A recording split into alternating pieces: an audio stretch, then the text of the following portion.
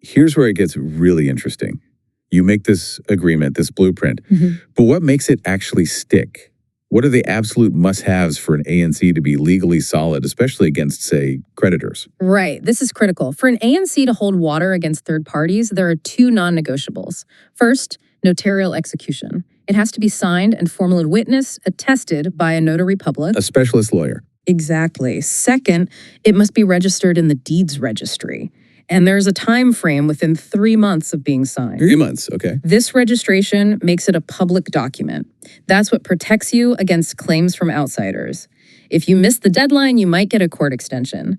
But without that proper execution and registration, any agreement is basically just between the two of you. It won't bind creditors. And what about that postnuptial compliance you mentioned?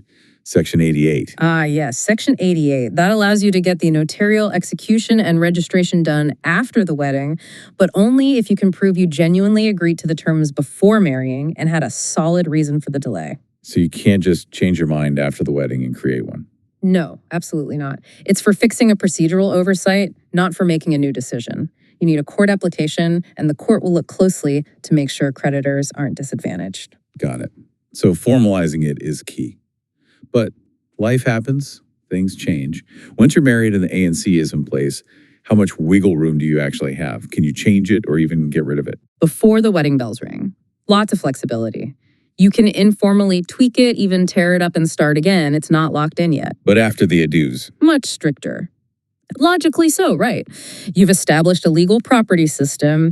You can make informal agreements later to change certain things, but only if those changes just affect the two of you and don't impact third parties. What kind of things? Maybe how you manage household contributions, things like that.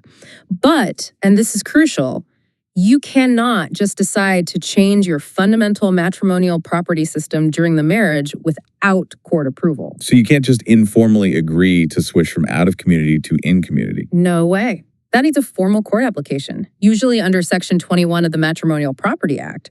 The court needs to oversee such a major shift.